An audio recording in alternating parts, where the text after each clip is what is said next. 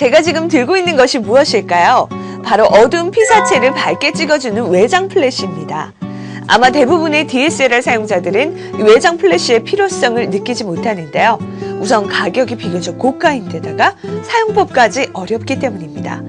하지만 이 외장 플래시를 잘 사용하면 다른 세상이 보인다고까지 하는데요. 자, 그럼 이번 시간에는 이 외장 플래시에 대해서 알아보겠습니다.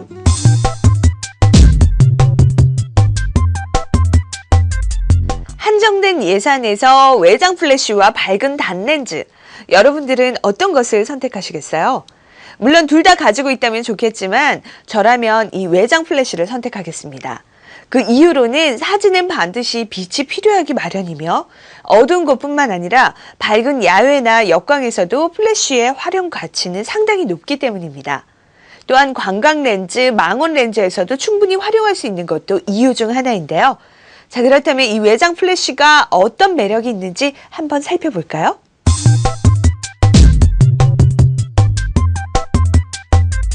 이 플래시에도 종류가 있는데요. 간단하게 카메라 상단에 붙어있는 내장 플래시와 별도의 외장 플래시로 나눌 수 있습니다.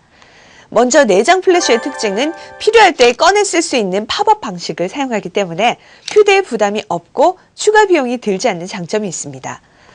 하지만 구조상 크기가 작고 광량이 약하기 때문에 3m에서 5m 내외 가까운 거리에서만 효과를 볼 수 있으며 빛의 방향을 사용자가 임의로 조정하기 어렵다는 단점이 있습니다. 반면에 외장 플래시는 광량도 크고 상하, 좌우로 빛의 방향과 광량을 세밀하게 조절할 수 있어 더욱더 자연스럽고 다양한 사진을 촬영할 수 있는데요.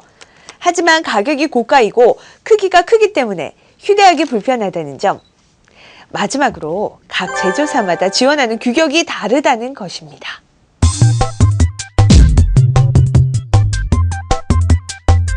플래시의 특징과 연결해 가이드 넘버라는 용어를 먼저 짚고 넘어가야 하는데요. 자, 이 가이드 넘버는 감도 100을 기준으로 플래시의 광량을 표시하는 단위인데요. 조리개 수치와 피사체와 플래시와의 거리를 곱해서 나타냅니다. 좀 이해하기 어려우시죠?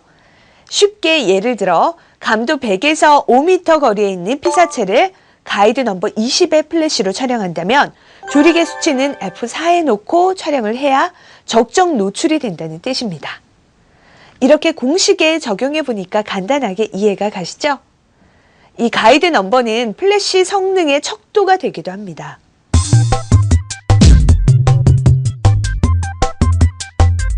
플래시를 이용해 빠른 셔터 스피드로 촬영할 경우 카메라의 셔터는 일정 간격만 열려 있어 이미지 센서의 일정 부분만 플래시의 빛이 닿고 나머지는 닿을 수 없게 됩니다.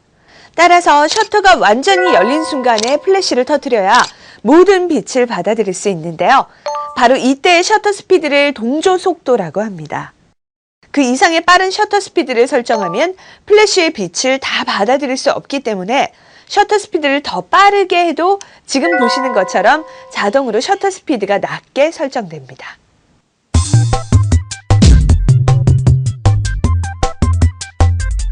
초기의 플래시는 사진사가 직접 거리와 광량의 관계를 계산해 수동으로 노출 설정을 했는데요.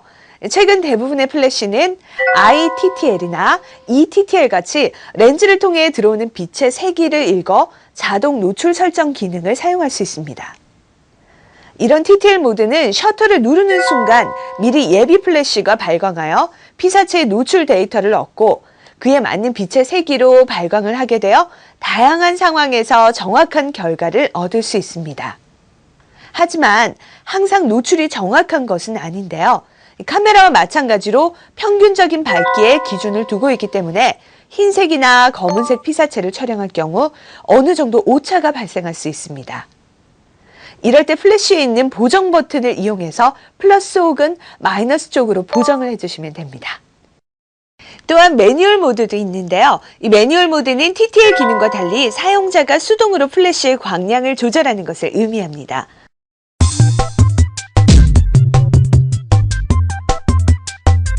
대다수의 사람들이 플래시 사용을 싫어하는 이유 중 하나가 바로 사진이 어색하다는 것입니다.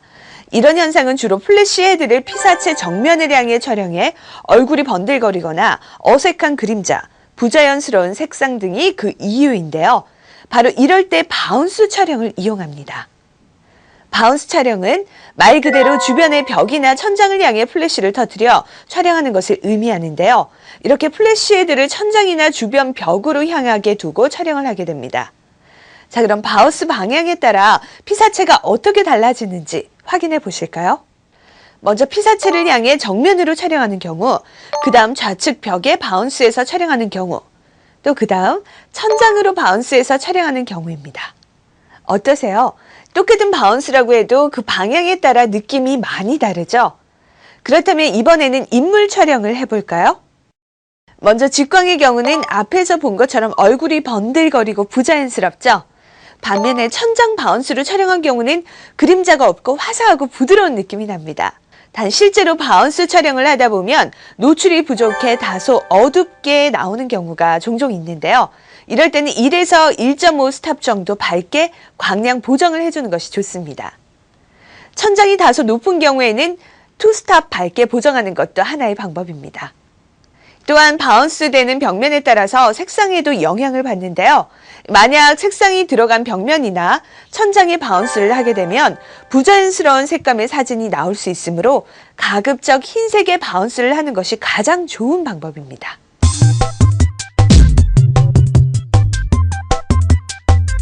대부분 밝은 곳에선 플래시를 사용하지 않는다고 생각하시죠? 하지만 의외로 밝은 야외에서도 외장 플래시를 자주 사용하는데요. 특히 역광과 그림자로 얼굴이 어두울 때 주로 활용됩니다. 단 야외에서 빠른 셔터 스피드로 촬영할 경우 동조 속도의 제한 때문에 고속의 셔터 스피드를 사용할 수 없는데요. 이럴 때 고속 동조 모드를 사용합니다.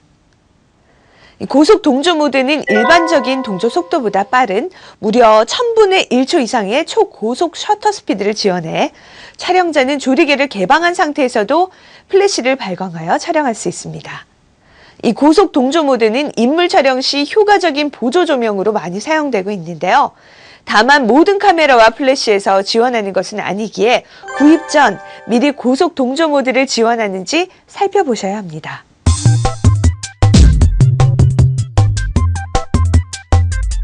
어두운 곳에서 플래시를 이용해 인물 촬영을 할 때 단순히 플래시만 터뜨리면 인물만 밝게 나오고 배경은 어둡게 나와버립니다. 이럴 때 슬로우 싱크로 기능을 이용하면 인물과 배경을 자연스럽게 촬영할 수 있는데요. 슬로우 싱크로는 저속으로 셔터가 열려있는 동안 어두운 배경에 노출이 맞아 배경이 제대로 나오고 셔터가 닫히기 직전에 플래시가 터지면서 인물 또한 밝게 촬영되어 둘 다 자연스럽게 촬영할 수 있는 것이죠. 단 느린 셔터 스피드로 촬영하니 삼각대는 꼭 준비하셔야 합니다.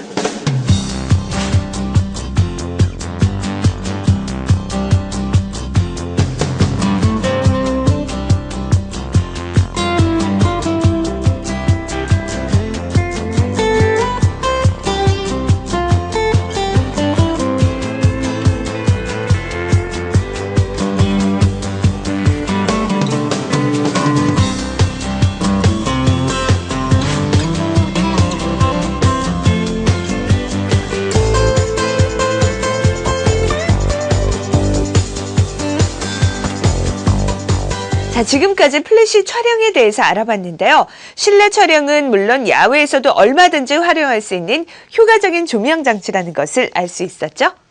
이제부터는 플래시를 고가의 액세서리로 치부하지 마시고 사진의 표현 영역을 좀 더 넓혀주는 도구라는 것을 꼭 기억해 주세요. 이로써 실전 촬영편이 마무리되었고요. 다음 편에서는 사진을 관리하고 보정하는 방법에 대해서 알아보겠습니다. 자, 그럼 헬로 DSLR 다음 편에서 만나요.